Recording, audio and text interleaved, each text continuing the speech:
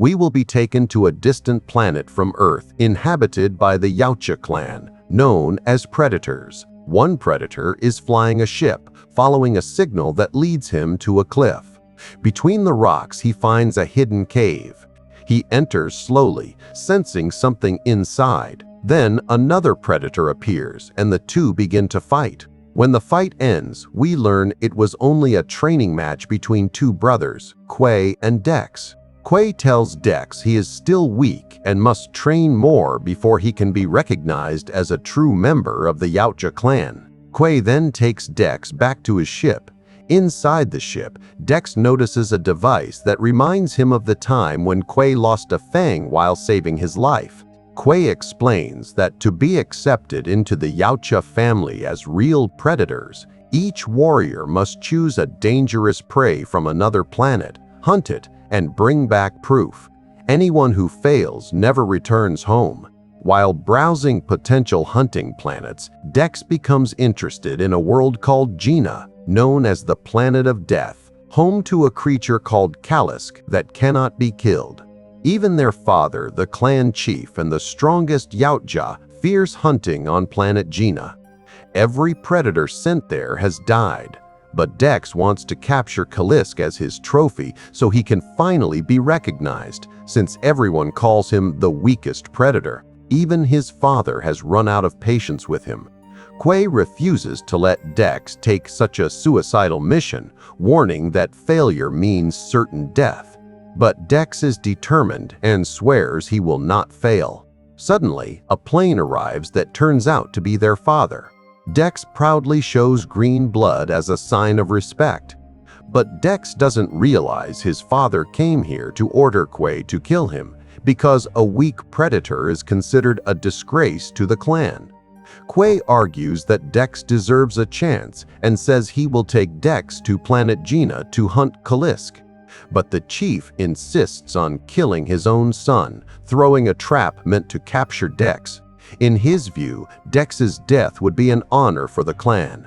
Quay is forced to draw the melon seller's sword, appearing ready to execute his brother. But instead, Quay saves Dex by pushing him into a ship and locking him inside.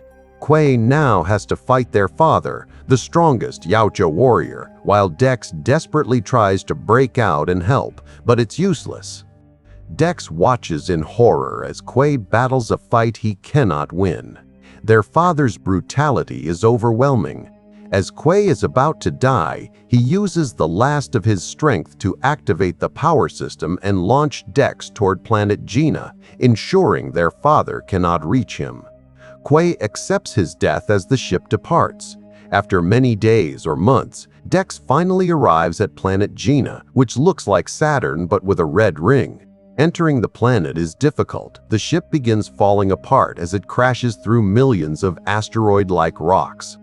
Dex is forced to escape using a smaller spare pod, and even then a flying monster attacks, sending him crashing down like a cheap roller coaster. Dex wakes up in the middle of a forest. Furious about everything that happened to his brother, he swears he will take Kalisk's head as his victory trophy. To survive on this deadly planet, Dex prepares all the remaining gear he has: black tomato bombs, twin swords, laser arrows, and other lethal weapons. While he is busy checking his equipment, something begins moving nearby. Dex gets ready to fight whatever monster lives on Planet Gena. When he looks more closely, he realizes the enemy is actually the forest itself, a living, carnivorous forest that attacks anything it can eat. The fight feels endless. No matter how many tentacles Dex cuts off, more keep appearing. Not wanting to end up as food, Dex runs across one of the tentacles and escapes onto a rocky cliff. The tentacles retreat, angrily blaming each other for letting their prey escape. Dex now has a wound on his body.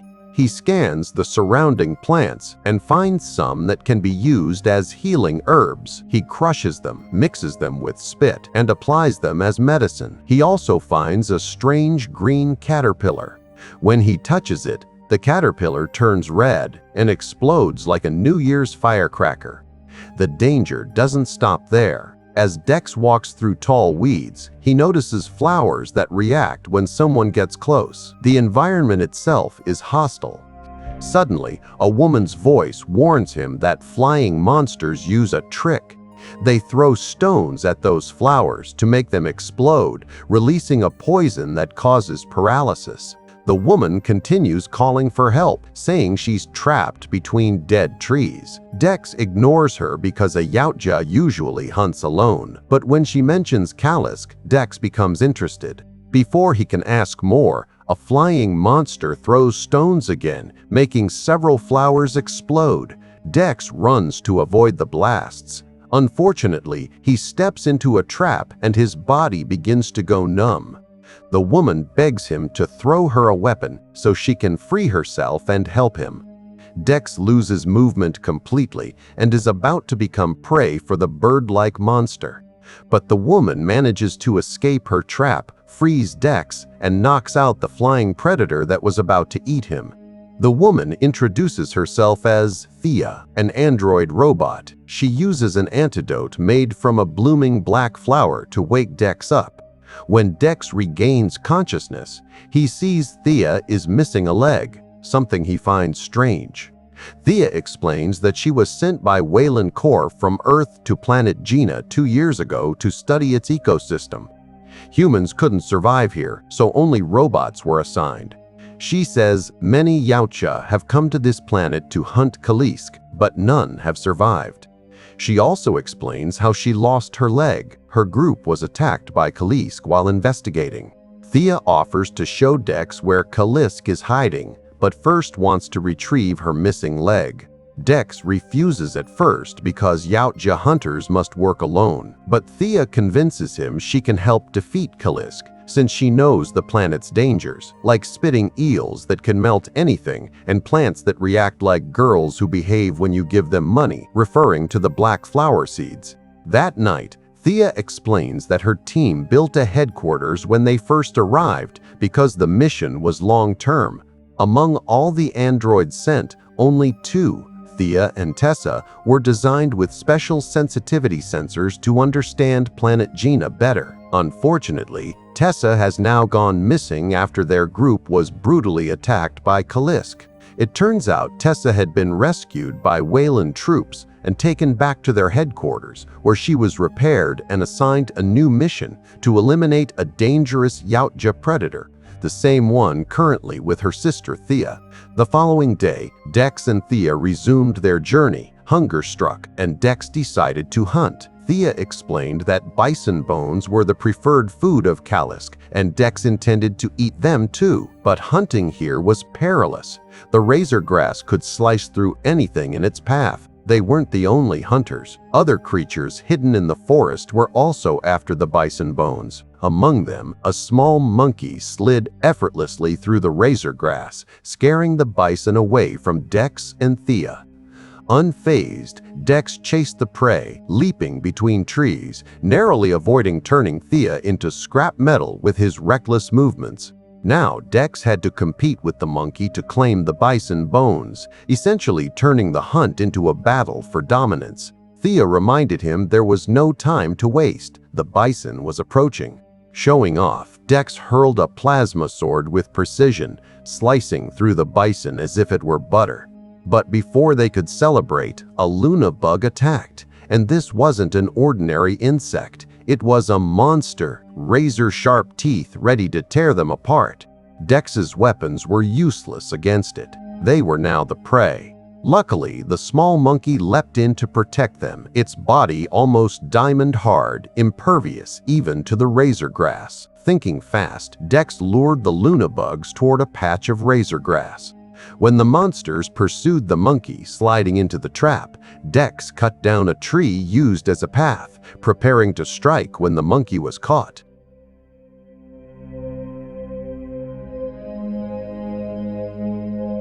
Meanwhile, Tessa tracked Quay's plane, which Dex had used to escape to Planet Gena. She realized the forest was full of food sources, but it wasn't a problem. Their weapons could incinerate anything in their way. Back with Dex and Thea, excitement bubbled as they formed a dynamic trio, now joined by the monkey, whom they named Bud. Dex impressed everyone with his predator skills, earning Bud's loyalty. Later, when Dex shared the monster meat, Bud spit on him, a gesture Thea interpreted as a brotherly tribute. Dex remembered his own lost brother, killed by their father for trying to protect him, while Thea thought of her sister Tessa and longed to reunite with her and her legs, which had been lost. Before bed, Dex cleaned their camp. Bud, fascinated by predator behavior, mimicked everything Dex did, tossing pebbles, washing his hands, exercising, even practicing sword moves with a tiny wooden sword lit with a small fire.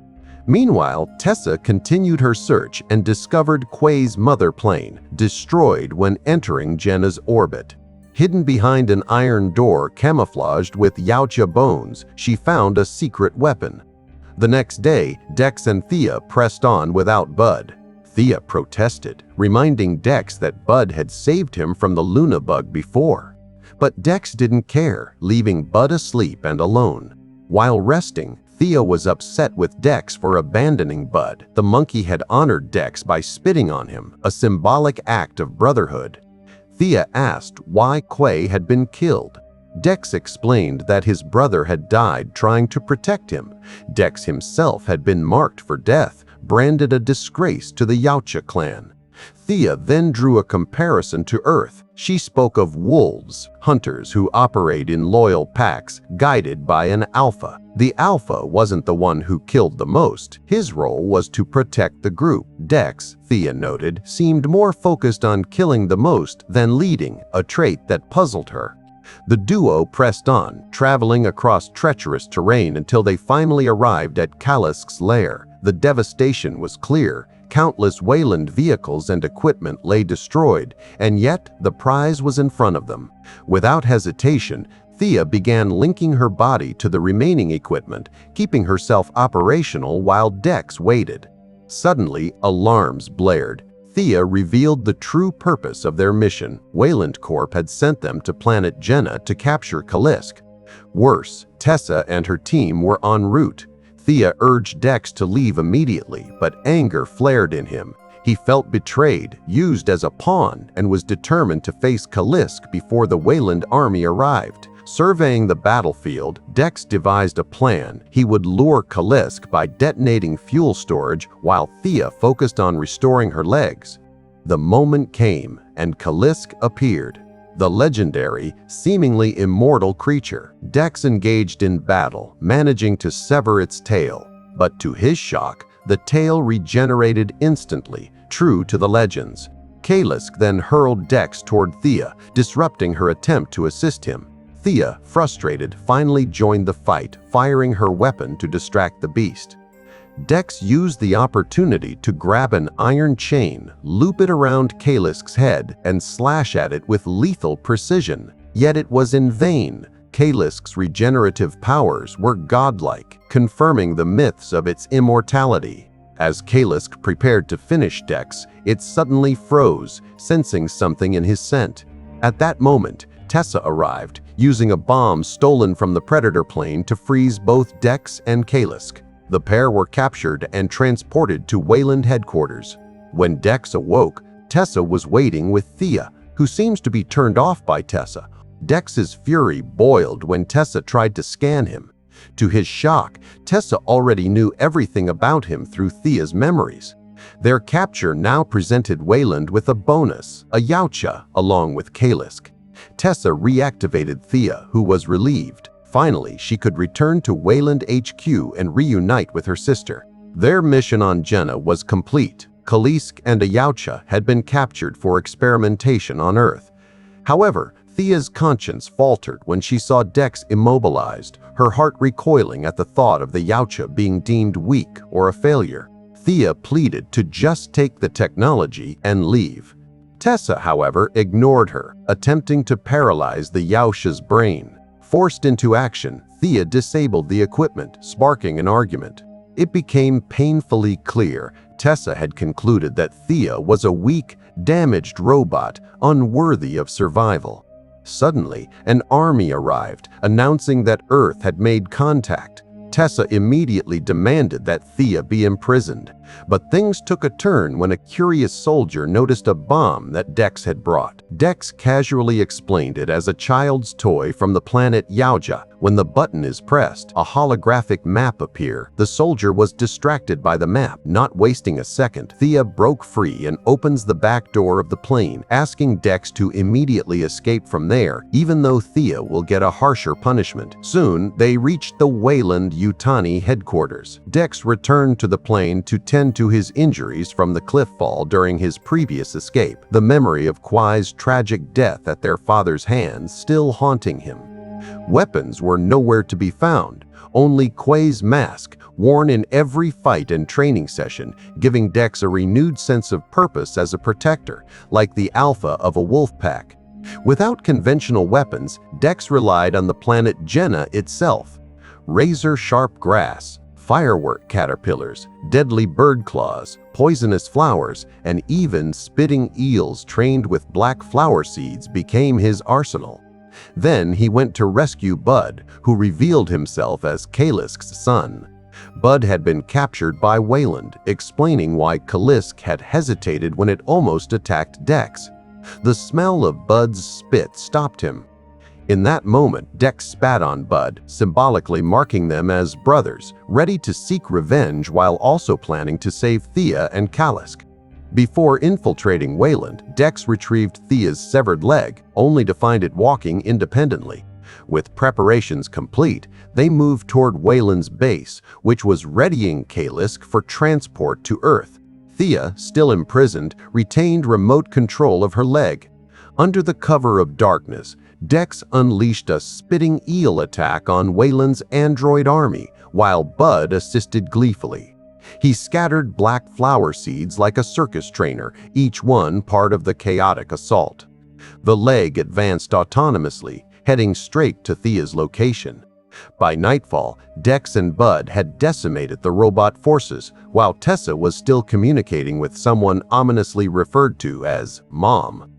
The leg finally reached Thea, fighting with unmatched precision. Dex freed her, and together they annihilated the remaining robots in the area. With a triumphant high five, the trio was reunited. Dex revealed that Bud was Kalisk's son, and they had to rescue the mother before she was sent to Earth. Meanwhile, Tessa and her army received the warning that enemies had breached Weyland's defenses. The team split up. Thea and Bud would free Kalisk, while Dex drew out the remaining forces to a different location. As the troops left, Thea and Bud, disguised among the soldiers, attempted to unlock the prison. It wasn't easy. The doors were secured with eye sensor locks. Suddenly, a soldier appeared, forcing Thea to disguise herself as Tessa and issue commands to capture the intruder, keeping their mission on track. Just as the plan seemed to be falling apart, Bud appeared from behind. Dex, surrounded by the entire Weyland army and seemingly about to surrender, had actually orchestrated a clever trap. Firecracker caterpillars had been hidden all over the area. Dex had planned this showtime, and when they detonated, chaos erupted. The entire android army was obliterated in a spectacular display. Then Tessa arrived for the final showdown. Dex had no idea that she was wielding a Yautja laser weapon capable of killing one of his own kind.